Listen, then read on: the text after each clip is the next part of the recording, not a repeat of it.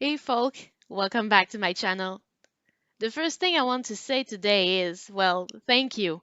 Many of you are new here, and this means a lot to me. I try to answer to all your comments, and I can be a bit talkative, and I hope you don't mind it too much. It just means so much to me to see my audience grow. I mean it, really. Thank you. Thank you so much. So, for today, I have for your project I started on a whim, a fan project if I may. I am most definitely a video game nerd, and one of the best games of 2019 for me was Fire Emblem Three Houses. If you have a Switch, pick it up, it's a masterpiece. I think at this point, we can just say that a lot of the fans fell in love with the design of the female version of protagonist Byleth. I selected her as my main unit without hesitation when I started playing, and I simply adore her, so I thought it would be nice to make her as a doll. Are you with me? Yes? Alright, let's go.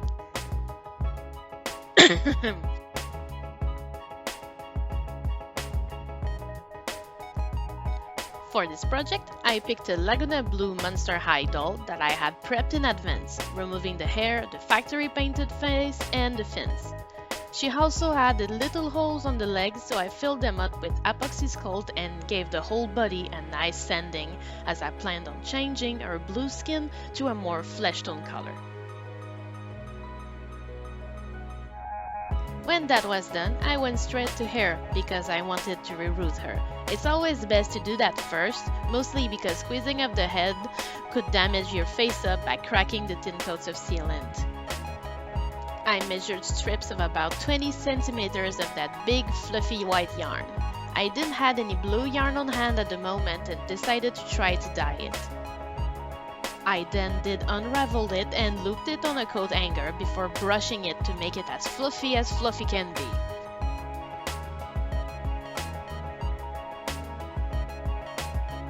And this is how it looks after being flat ironed. It's really soft and shiny.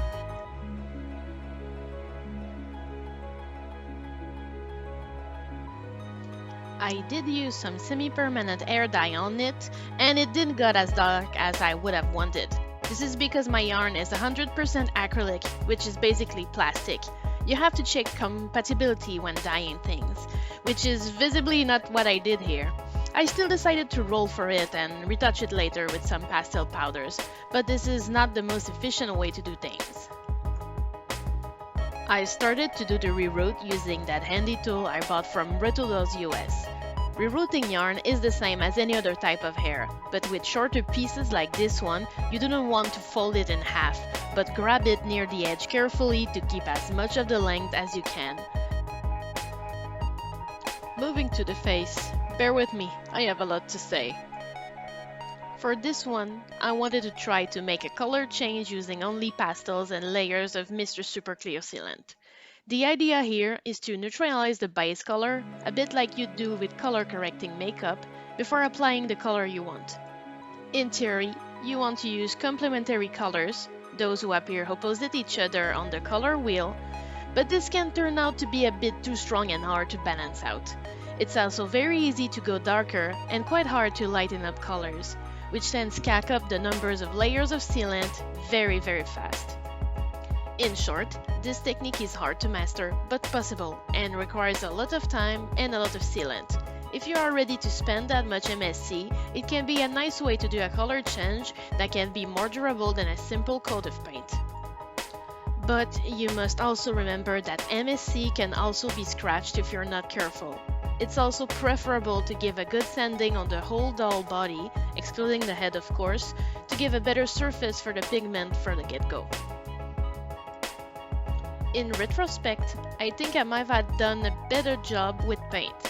Byleth looks amazing under the right lighting, but she does look a bit too dark and on the gray side on my shelf at the moment. If you want to replicate that technique, please do so keeping everything in mind. It can be absolutely done flawlessly, but it will take practice and you have to account for how hard it is for you to get MSC and how much it costs per can, which can shift quite dramatically depending on where you are. I do not remember the exact number of layers Byleth has on, Their face, but the total does exceed 10 at least. And the more layers of MSC you have, the easier it is to crack even by trying to draw on it with a pencil. Back to my face up. Well, my style is pretty chaotic, and you can see that I love using a lot of pastels, and I can go back and forth between it and pencil to build the colors I want. I also tend to avoid black until the very end, as using as much colors as I can only produce more vivid results. I talked a bit about the color wheel earlier, and you can keep that in mind. Complementaries can be used to produce very nice shadows, often looking more natural. I also like to add slight color shifts in the eyes. Here, I use yellow and Byleth blues and created a nice soft green. A highlight that can actually be seen as foreshadowing if you know the story surrounding the character. I just love playing with colors. For me, it's the best part at making art, let it be dolls or something else.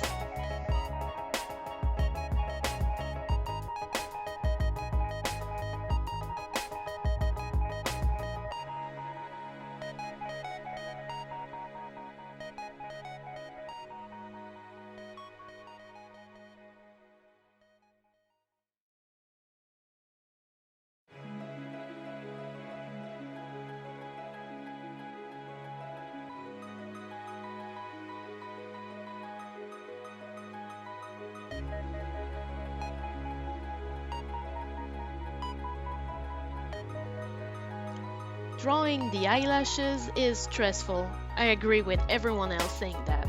And there's no other method than going slowly and have a very sharp pencil.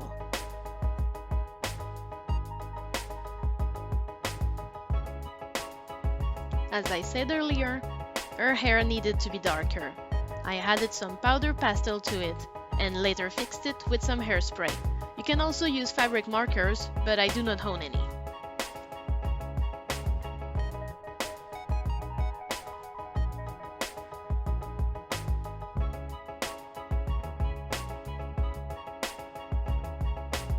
I made a makeshift plan to reconstruct her outfit, separating the ordeal into bite-sized pieces that would make the process go smoother.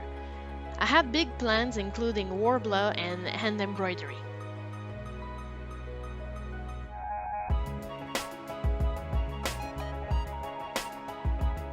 First thing I did was to eyeball a pair of short shorts and a tube top to serve as my base.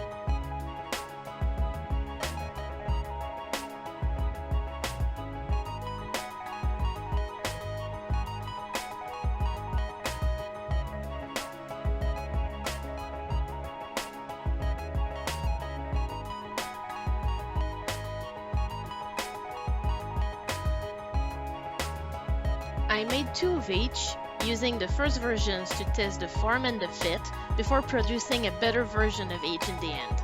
My sewing skills are pretty basic, but I also wanted to do something that was good enough. I found that being a bit harder on myself when it comes to details was making my creations overall looking more polished. Also, when doing hem seems to make things a bit too bulky, free check to the rescue!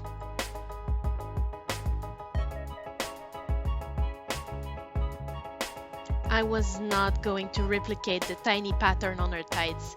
Instead, I took a piece out of some human-sized mesh leggings I found at my local dollar store and sewed them on the shorts on the wrong sides. These are sewn-in tights around the legs for a snug fit, but it's stretchy enough to be pulled and turned inside out.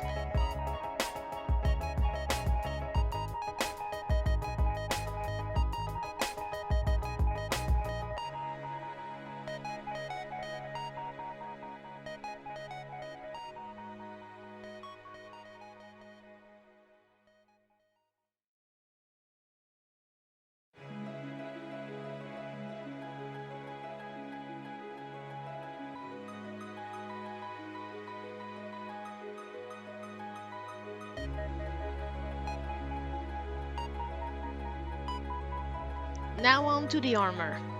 First thing I did was to protect my stand-in doll with plastic kitchen film and some scotch tape.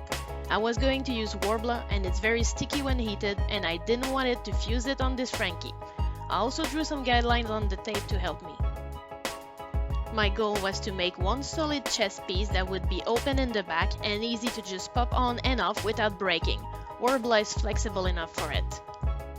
I used a heat gun for it, which makes the process of heating the thermoplastic a matter of seconds. Though I would advise you to be cautious with that kind of tool. It gets super hot in a flash, and that's why you see me use tongs. Also, don't melt the doll. It gets that hot.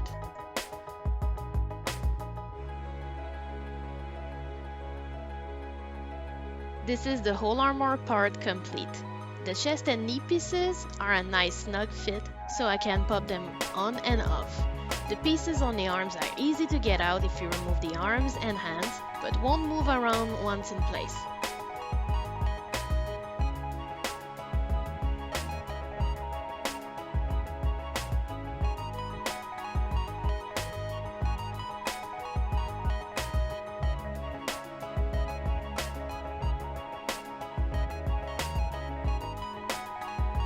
The pieces were all primed with white gesso and painted with a mix of silver, metallic blue, black and white acrylic paint.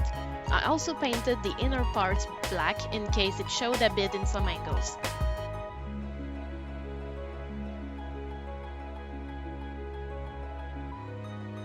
I distressed the parts a little bit with an artist's knife to make them look a bit worn out, but not too much.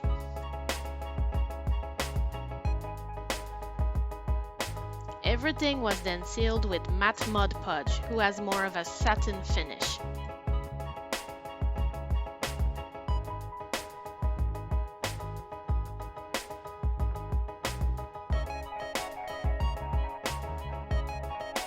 I have a ton of monster high sized plastic shoes at home.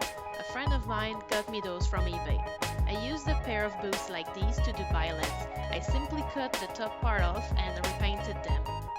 They were also lightly distressed and sealed with matte Mod Podge.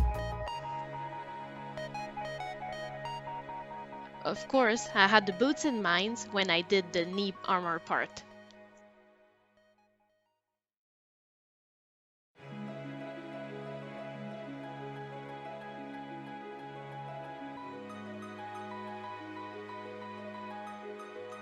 I think the biggest part of the project was the coat. Yes, I know, it's more on the grey side on female Byleth, but I took some artistic liberties here, hey, don't hold it against me. This coat was a challenge. I eyeballed the pattern to give me an idea, then I did all the M's and all the detailing using end embroidery stitches, and still.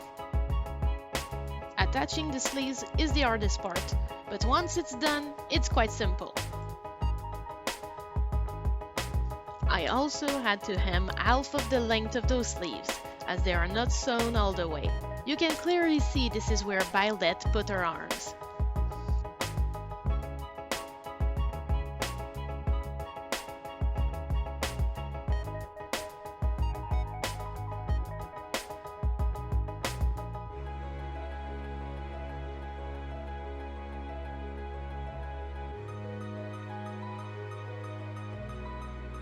The finished product was questionable at best. Not too bad, but not quite good. It's too short, too bulky. The embroidery had a thickness that I don't like. It took me a whole afternoon and I hated it.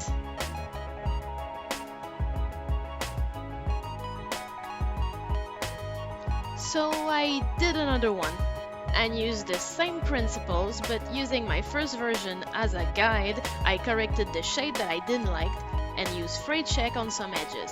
Instead of doing embroidery, I took tiny nail-hard brushes I ordered from Amazon and took my time painting the designs as clear as I could. And you know what? I think I like this one way better.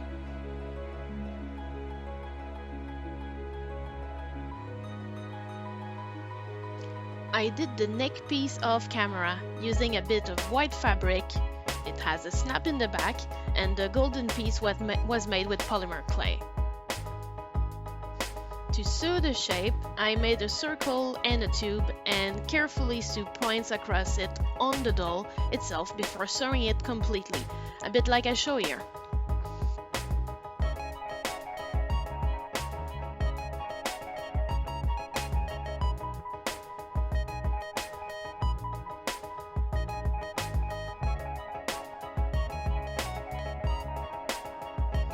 Byleth's belt was made out of fun foam, one of my favorite material ever.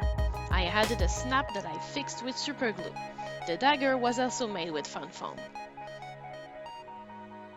Once painted and covered with matte Mod Podge, I think it can make a quite convincing faux leather. As for the skirt part, or train if I may, I sewed it in the back of the belt, as it didn't seem to be part of either the shorts or the coat.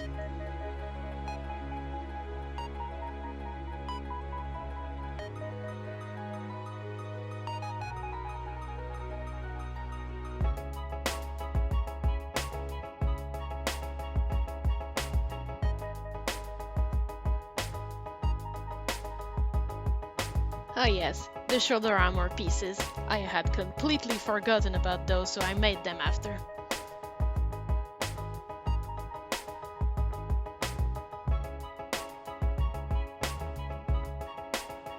I think she's missing something, huh? What about the sword of the creator?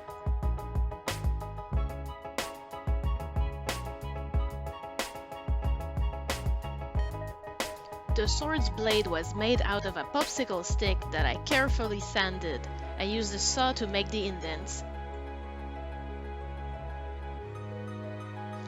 The handle is Warbler and a lot of eating and sculpting. After this was done, I also primed her with gesso and give her a paint job.